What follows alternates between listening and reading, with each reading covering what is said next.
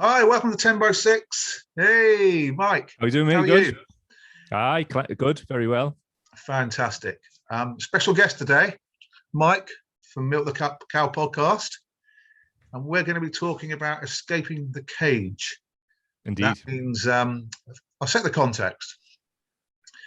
I have this theory, and I know many share it, that effectively we have people in power who historically, this isn't a new phenomenon, it's been going on for hundreds, if not probably a millennia, this gradual establishment of a cage that traps people in it. And from that, you get a specific economic ideology, you get a political framework, paradigm that's constructed directly a result of that economic, as I say, dominant idea. And you also get specific cultural context, so values, norms, roles, morals, beliefs, etc., that not only are generated within that cage, but they are also a requirement to keep people in that cage. And yet, we know that there are many different ways in which we could be leading our lives that are very, very different to how we're expected to and how we're told to. And we aren't given any alternatives, are we, Mike? Well, not. No. But we have to build those alternatives, Jason, I feel. And I think, excuse me, and I think that's like, what you guys are doing, what we're trying to do also is to like build those alternatives. So what are the alternatives? There's different spaces. So there's a political space. Obviously, we're doing independent media. And I think we know from 2015 to 2019, anything that challenges establishment power is going to get some kind of full spectrum onslaught from the media. So we need to have and build a coalition of independent media. Because of budget, we don't have like one big thing. And I think we don't need one big thing either. Plurality. I always struggle with that blooming word. I can write it though. But it is really important. We need a diversity of opinion, and we need to have a healthy discourse within that range of opinion. I mean, I think you'll notice like Chomsky, and I'm going to butcher what he said, but there's a very sort of busy or like seemingly diverse amount of opinion, but within an acceptable frame, acceptable range. That's the ultimate Chomsky paraphrase, but you get where I'm coming from. So we need to, and I think that's the cage in terms of independent media or media in general. People won't bust out of that, and if they do, then they're called communist, far left, all of these things. And I mean, people might be those things, they might not be those things, but as soon as that label is put on anything, then maybe it's people within the mainstream who, the work, the don't have time to be looking into things maybe it's like we do, or they're just not interested like we are. They'll look at us as some kind of weirdos. And I mean, I'm a bit of a weirdo, but like that's not a bad thing. Like these things are framed negatively, and it's about that framing. So I think what we're trying to do with Milk the Cow and linking up with others in the Independent Media Association like yourselves is to provide an alternative to that and build that as part of the wider sort of political movement to demonstrate that the ideas that we have aren't that weird. And I think, the Corbyn thing's a really great example there. Broadband communism, whereas now it is seen as a public utility. Then it was exactly the same energy behind it, but it was framed differently by the media who are just looking for any way to pick apart that potential for change. I mean, what would you say to that? I absolutely agree. But I think also we need to remember that the corporate media is a tool by extremely rich and powerful people in order to control us. Yeah. Because the cage suits them. They are extremely rich. They live in luxury.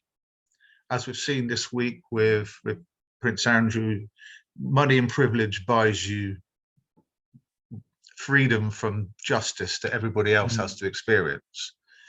So that is, it's just part of a framework to keep us in the cage.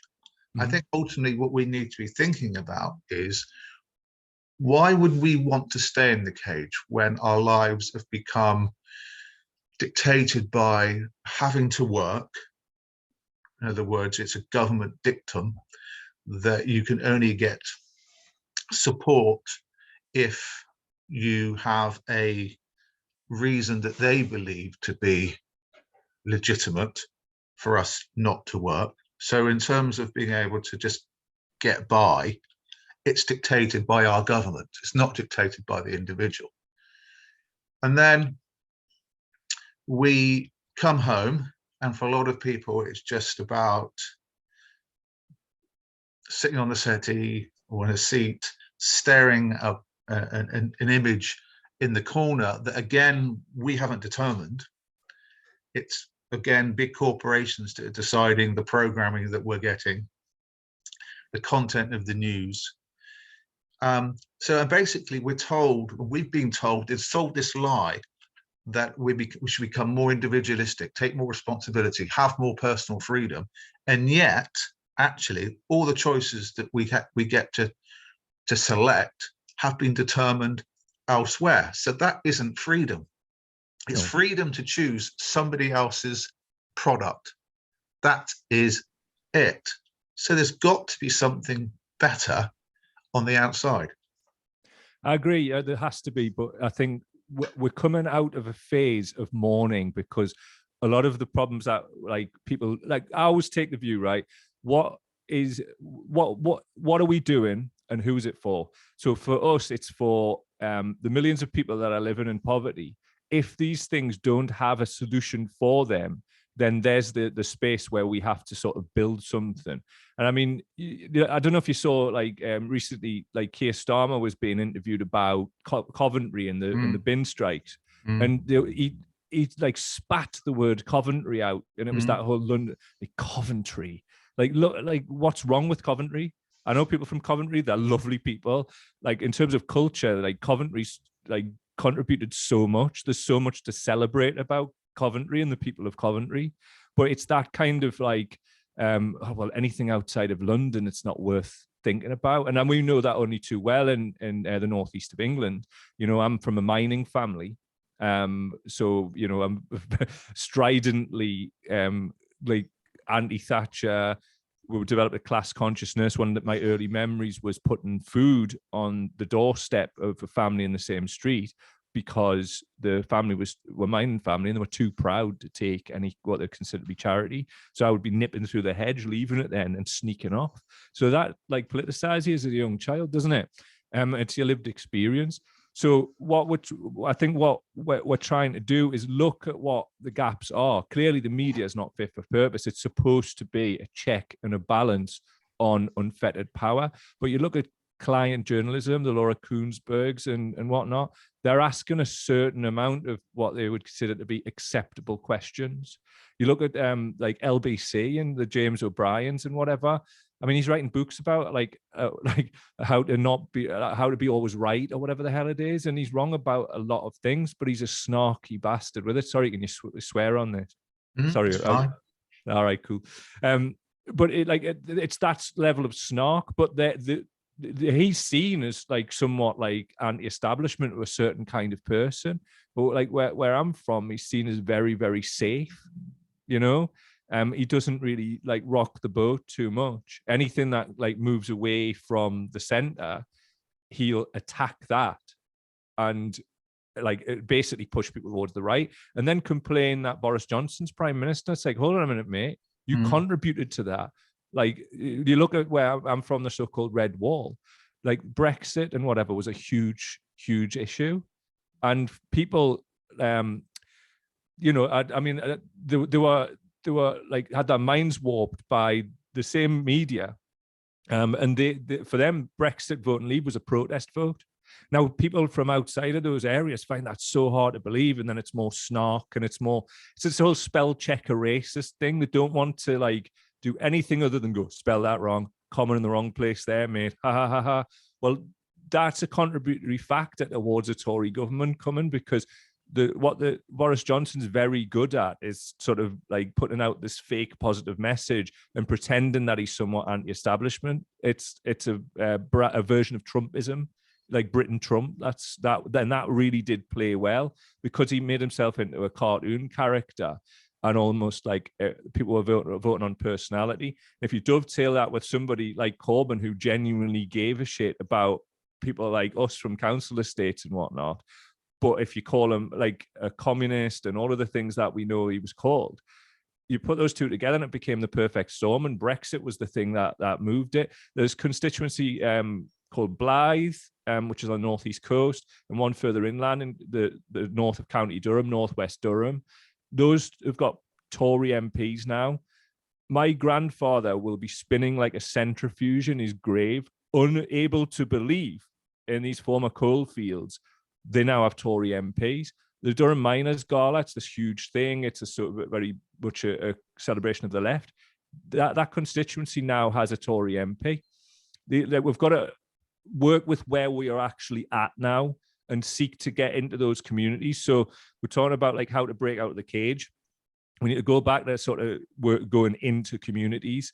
Like an example I always use is like in America, what were the reasons that the Black Panther Party did very well at a certain period of time before they had to be smashed by COINTELPRO and these other things and the FBI?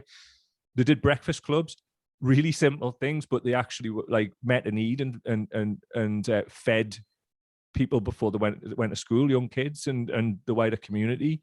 So people were like, they actually care about us, and people joined and got involved in that, and it became a mass movement which spread. I think those kind of tactics need to come back, you know. And like on the right as well, you look at in Greece, how did the Golden Dawn, how did they become like from this neo-Nazi fringe thing? Same things, but they were only feeding what they termed indigenous Greek people, whilst pointing at the refugees and asylum seekers, and they really used the crisis there as leverage to do well at the ballot box. And obviously now they've been outlawed and prescribed in Greece, and it's all went in that direction.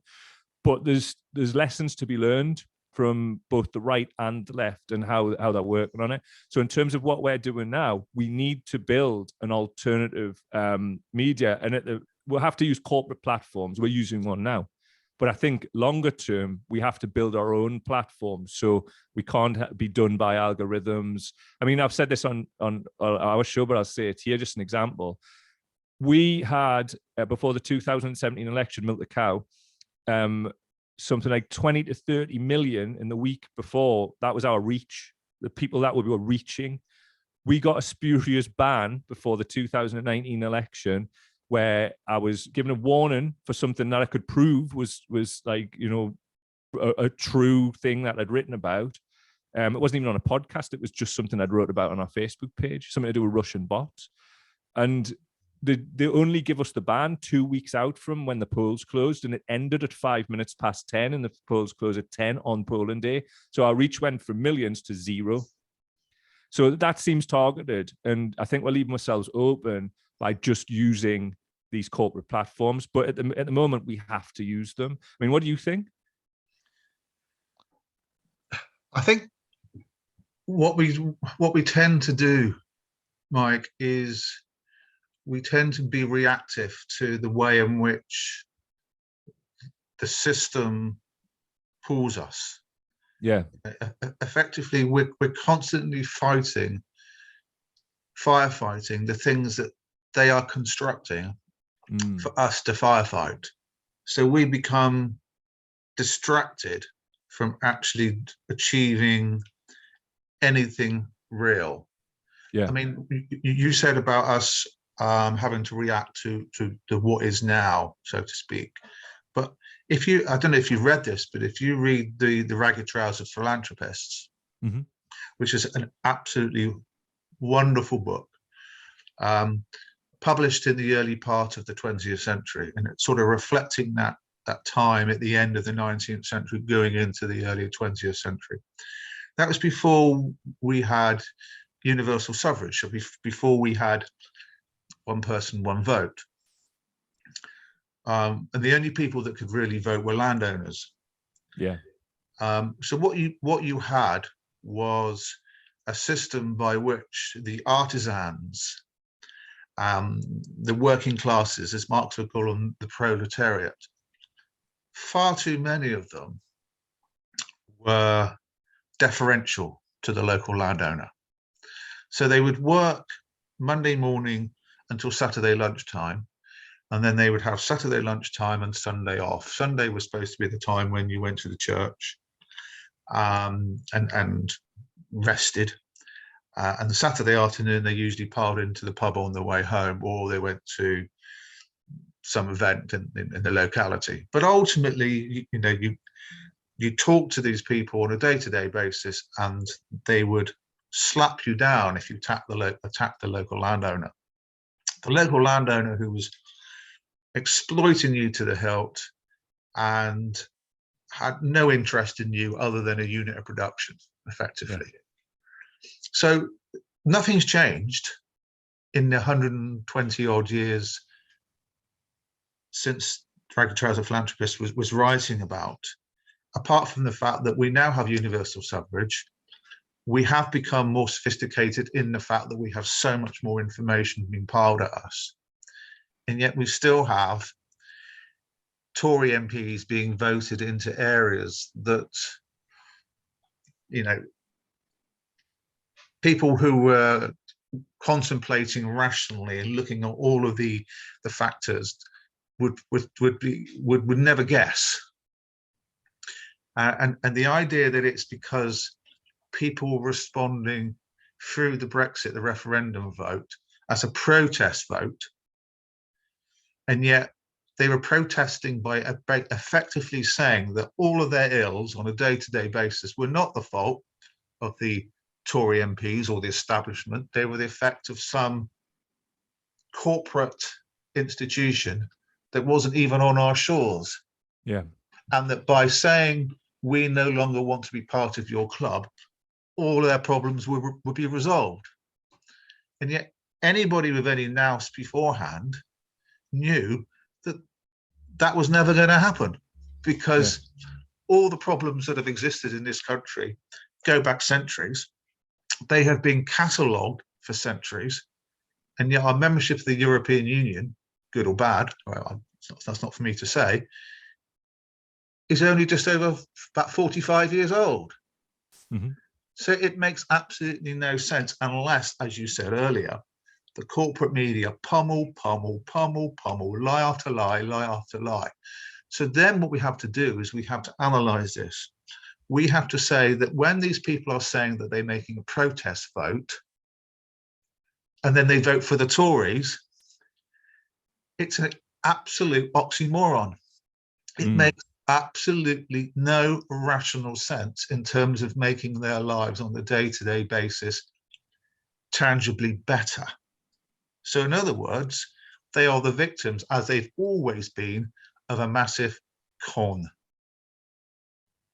Yeah, I agree. I mean, part of the whole thing that got traction was there's not a lot of things for people to hold on to in these like former mining villages, coal towns. So they tend to like amp up the sort of the patriotism, because it's a choice between join the forces or go and work in a call center. There's a lot of call centers in the Northeast because it's always in these polls, it's always like number one and number two in the most trustworthy accents, like a Geordie accent.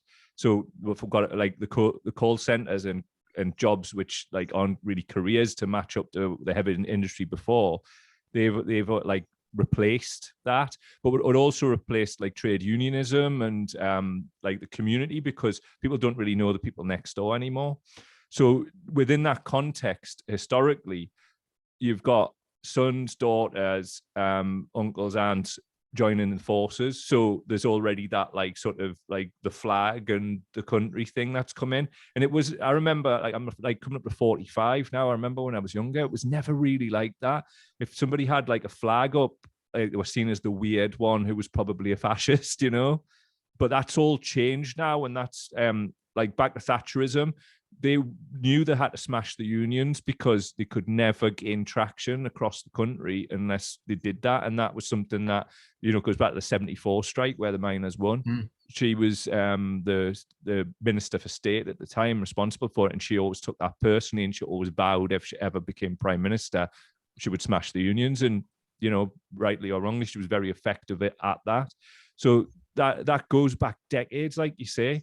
And then you've got the media coming in on that with the whole like, oh, like straight bananas and all this spurious crap that's been on the front of the Mail and the Express and whatever, and of course the Sun.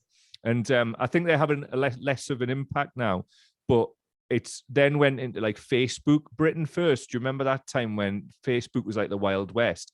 They would put like a meme picture of like a dog and like, look at this dog, and then the next meme would be like, but what about the blacks?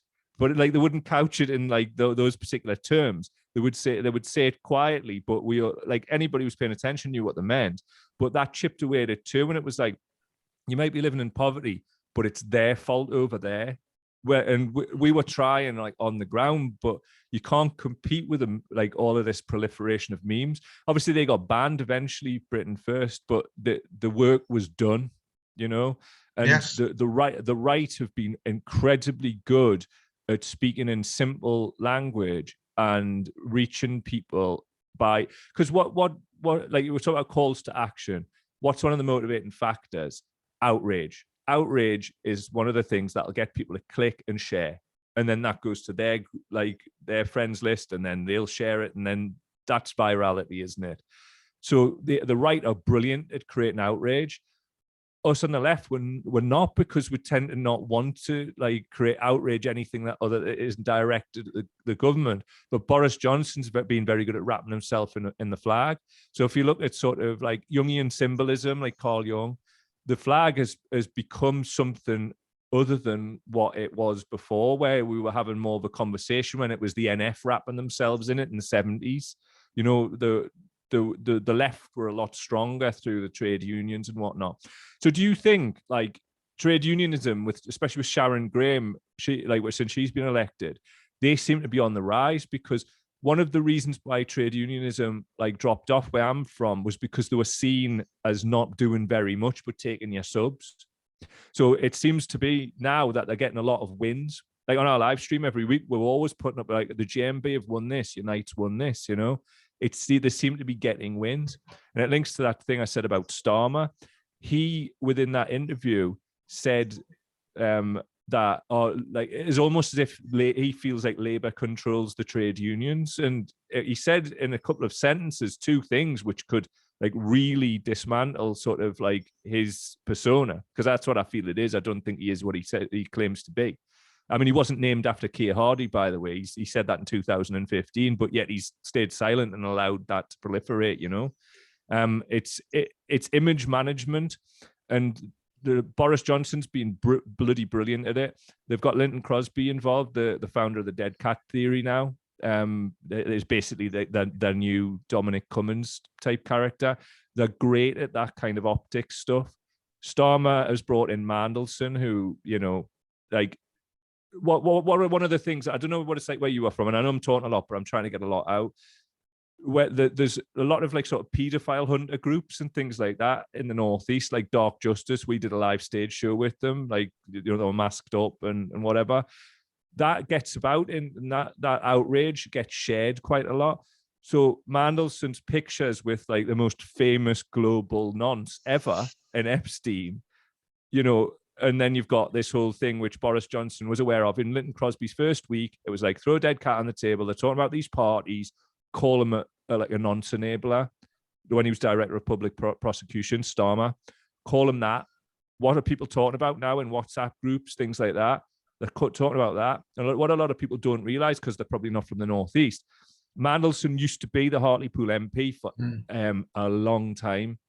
Now I'm a community worker before I'd started doing this, and I used to work one day a week in Hartlepool, like advising the local council how to engage with communities, and they hated him. And people are talking about like how Labour's to blame too, because like Mandelson said to Peter Hain, I think it was in the early 2000s, like, and I paraphrase again, but you could put a red rosette on a pig and they'd still vote for it. Well, people got wind of being taken for granted. So Labour were the people who like chipped away at it during the Blair era. And then it was seized upon by the Tories to provide some kind of like anti-establishment alternative whilst being the establishment, which still blows my mind.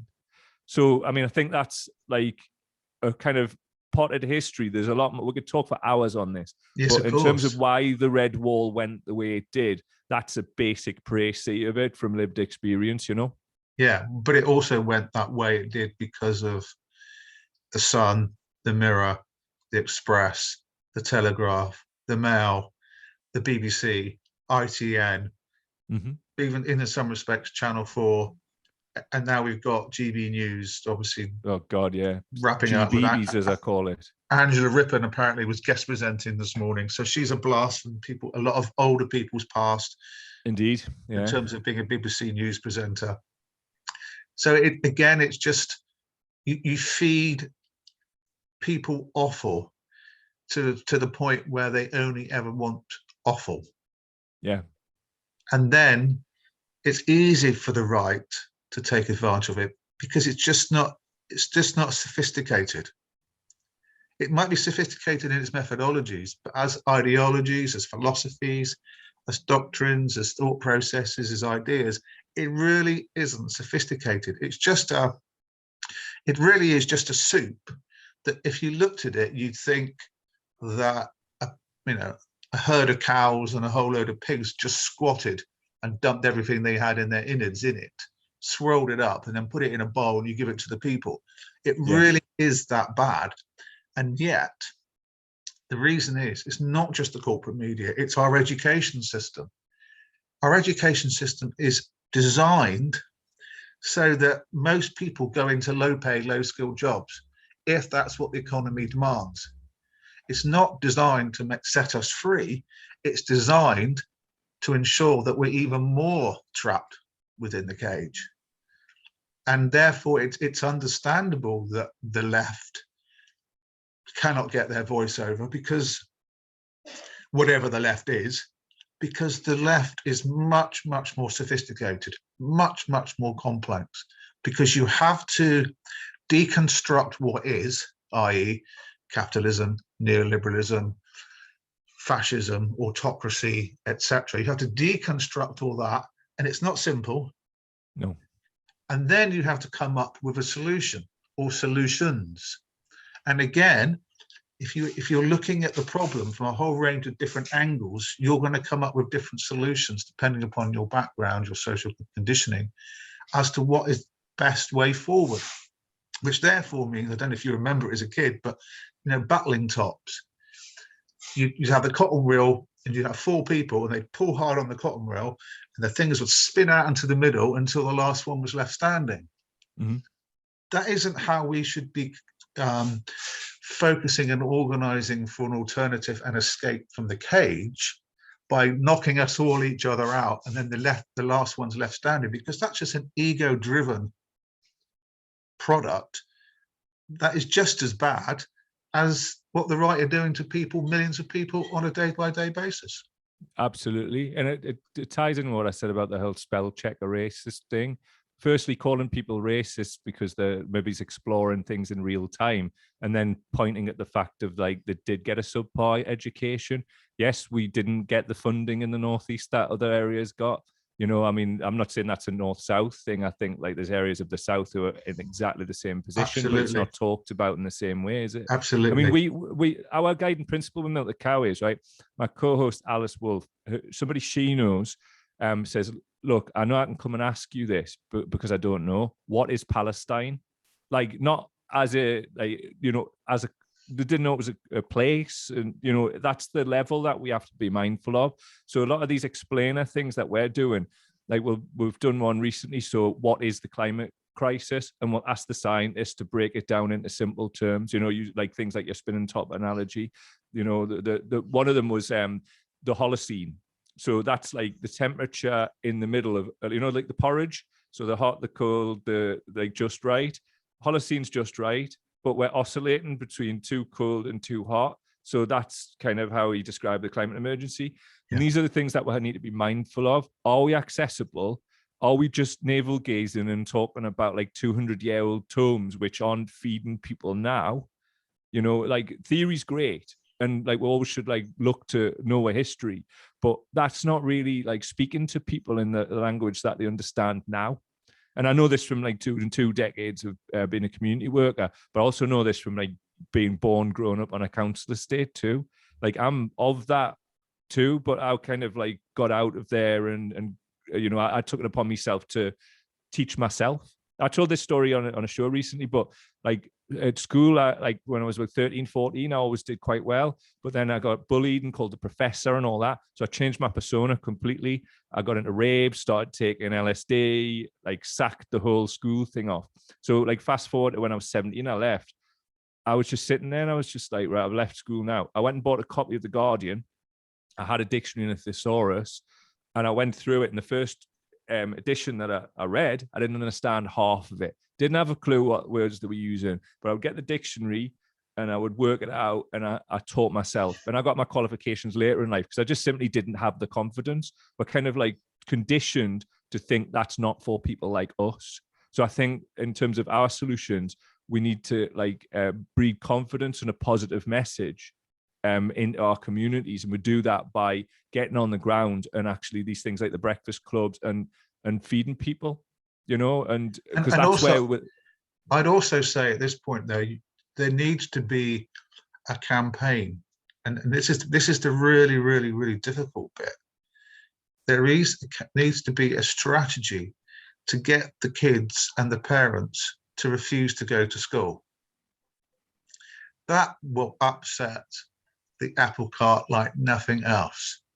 When all these kids suddenly say, I'm not going to school because I'm not learning anything, I'm not involved in anything that's actually going to help me, particularly apart from being pushed into something that I don't really want to do in order to earn money to have things that I'm being told I should have, but innately I have no desire. But do you think parents will do that, given that like the sanctions that are put on them, like the parents could go to jail, for example? Well, this is the problem, because if you go back to the poll tax, the reason ultimately the poll tax failed was because the middle classes started to say, send me to prison then.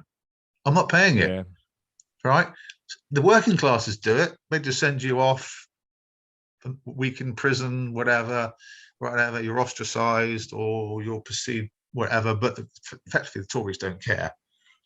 However, the middle classes start to do it, and hang on a minute, oh, we're not going to change it very much, we're going to call it something else, we're going to change a few little things, make it more acceptable. There you go, bingo, we've effectively achieved what we wanted to achieve in the first place. And you fell for it. Right. But it was the middle classes that brought it about. No, I agree. And I think revolutions over history, if you look at them, when things reach the middle class, that's when the blue touch paper tends to be lit. Because it's very easy to just forget about the working class as some kind of underclass. I'll tell you a story. Our local newspaper, the Newcastle Evening Chronicle, right? It became a right-wing cesspit, and people just went, I can't be doing with this, right?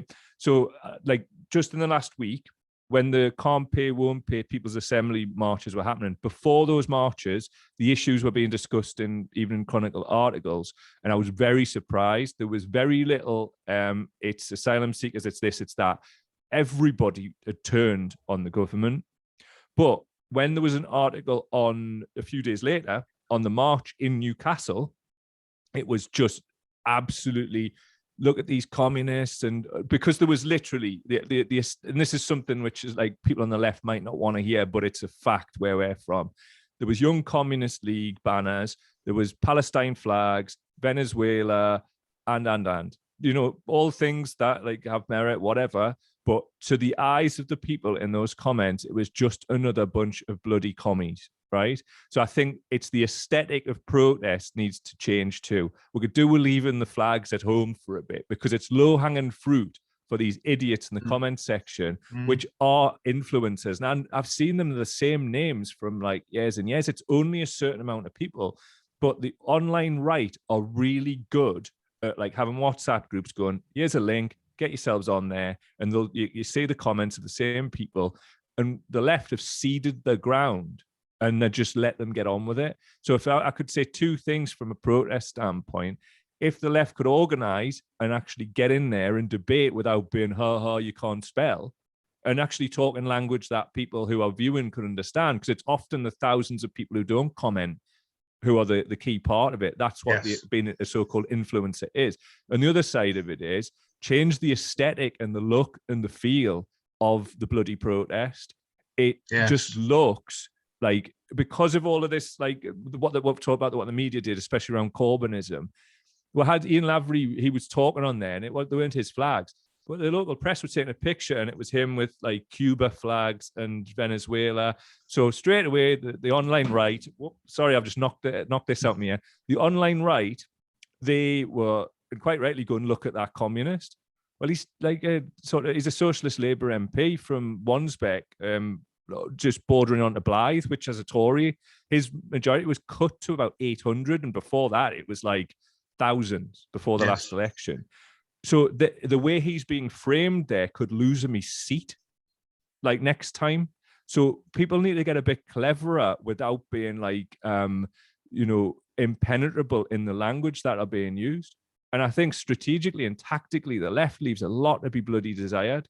Yes, absolutely. And I totally agree about the flags. I look at images, there's certainly a way of getting messages across. If you want an NHS march, for example, holding up stuff with information on it is really, really interesting and useful. Yeah. But you're absolutely right. It's because it's the same demographics attending, and they're always they go to the cupboard in their offices or in their meeting rooms or in their back kitchen, off the kitchen, whatever. They pick it up, go to the coach, go to the train. And it's the same people holding the things up, walking along, and you're absolutely right. It's doing the cause of emancipation no favors, because we're playing into the hands of those people who could do with being emancipated more than probably anything else, but have the psychological conditioning that means that they are the turkeys voting for Christmas in that respect, and they push back against the very things that they need the most, which is obviously classic irony. Absolutely on that front. In terms of your other point about going on to corporate news sites and being influencers, one thing you tend to find, and it's not just obviously the right, it is unfortunately too many people who perceive themselves to be left, is that they very quickly become personal. Yes. So it becomes a lot more about ad hominem. And then as a direct result of the ad hominem, all you do is you respond to that instead of going back to the main point. So the main point tends to get lost while you're bickering and fighting amongst yourselves as to the language, the status, the label. And that's exactly what they want. I mean, not only you're debating them on their terms then. Yes, keep calm and get a message across in a simpler manner. But also from the corporate news perspective, is that they're getting hit after hit after hit. They don't care what the hit is, generated by people who completely lost focus and are just abusing each other. But from their advertisers' perspective, they just present the data and say, look, 25,000 people on this particular article. Very few of those people actually read the article. They actually went from top to bottom, or the article didn't really contain anything that was going to enlighten you.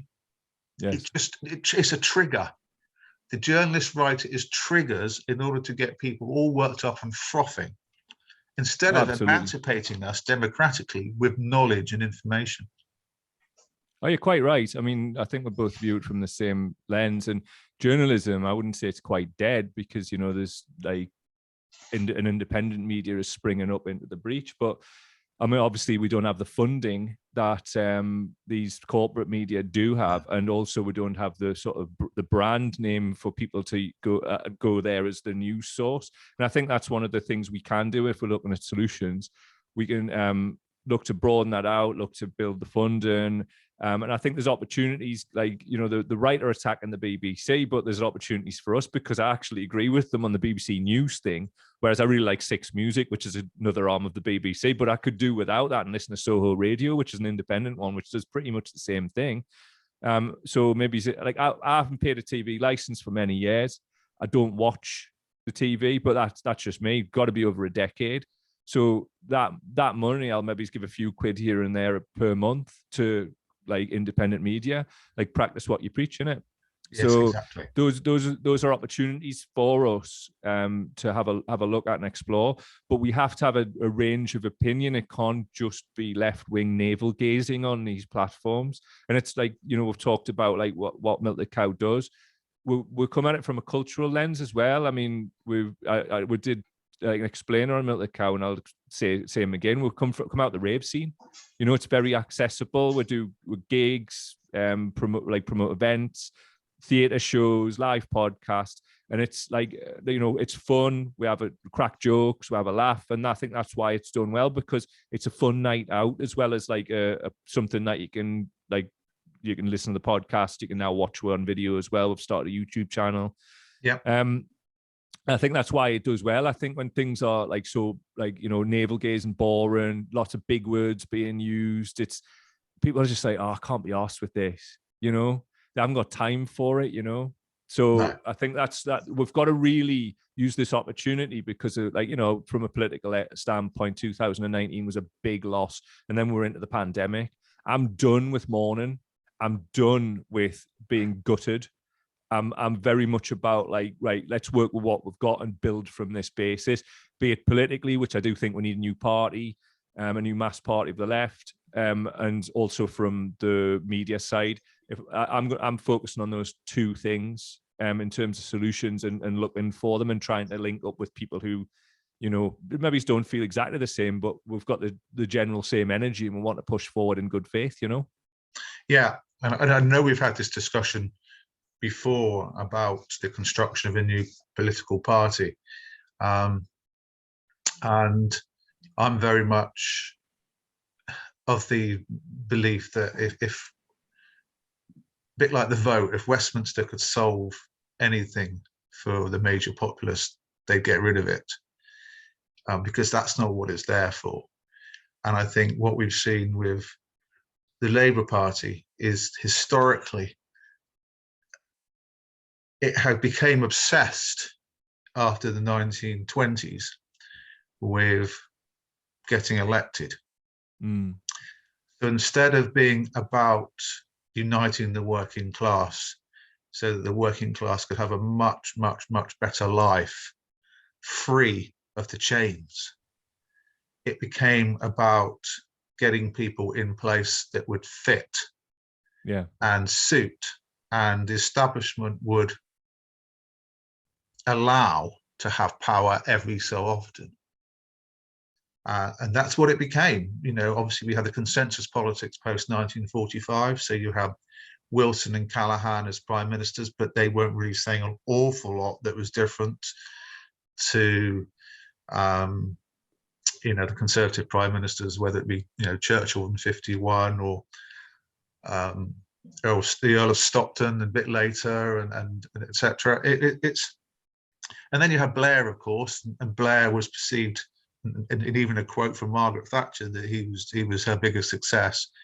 Yeah. So we've got to get away from that, because we know full well that if we create another party and it becomes so-called the party of the left and it becomes a threat, somehow it will be infiltrated, somehow it will be undermined, and all of that work and all of that energy will be completely undone as the establishment just opens up all its guns.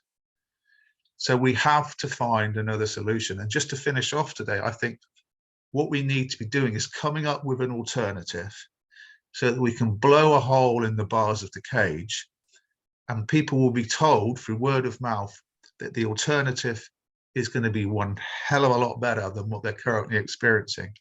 So enough people are intrigued to push their head through the bars of the cage and stumble, walk, run, whatever it might be, into something much, much more positive and much, much better. But we have to find that solution. We can't keep playing around the edges and reacting, as I said at the beginning, to the fires that the establishment are setting to distract us. I do agree with you on the political party thing, but I see it as one tactic out of a range of tactics. I think for people, a lot of people aren't ready to bust out of the cage, but if they took a stepping stone, then maybe they can beyond that. Because, and I will finish on this, like pandemics, we haven't really touched upon that too much. There's only been 4 in history out of lots, I don't know the exact figure, where there hasn't been some kind of like epoch defining change, be it system change or whatever that comes out of the back of it. So we're in a very novel period of history. And if we don't have something like there, then for people to coalesce around, then, I mean, I don't know where things are going to go. But at the same time, I don't think it can look and feel like it used to be, as I mentioned earlier. So I think everything's up for grabs now. And I think we really as the left, we need to have some really direct conversations with each other, like the ones we're having here, about the look and feel of it all. It can't just be how it's always been, because the corporate media have been very, very successful, particularly over the last 5 to 10 years, of calling anything they don't like communist. But if you turn up with a communist banner, like, you're just playing into their hands, I'm afraid. But even that is being usurped now by the term woke. Yeah. You look at so many places now where people are commentating, and they think they're from the right, where they just use that term woke as if they know what it means, and they're assuming that the people that they're aiming at are affronted and damaged by that label. But they aren't able. You try and engage them in a proper, detailed conversation or analysis, they either throw back personal insult or they vanish. And that is what you're dealing with. That is what you're dealing with. You're dealing with an element of social programming that has been so intense and so successful, but ultimately so easy, because the people who are the recipients of that social programming aren't fighting back, because they haven't got the history or the tools to fight back. So you need something very, very different. Those people need to see something exciting happening that isn't, as you rightly, I'd say, wrapped in shrouds of communist flags or whatever communism is supposed to be, or the Palestinian flag, or whatever. It needs to be wrapped in the idea that the next step that we all take is to escape that small establishment elite who simply don't give a shit about us. Yeah. I'm fully on board with that. I just think we haven't worked out quite what that looks like. No, yet, exactly. That is the problem. That is the problem. And hopefully, Mike, you'll come back and you'll talk to us again very soon, where we can maybe start to put it together. We can, and invite other people on as well to talk. Yeah, I'd love to, man. I think there's a conversation that needs to keep going, and I think we could probably talk all day, but for the purposes of time today, I think we should probably call it a day. Yeah, definitely. Great to have you definitely, on. Mate. Thanks so much for inviting us on, man. Appreciate it. No problem at all. Our pleasure. You take care and speak really soon. You take care, mate. All the best.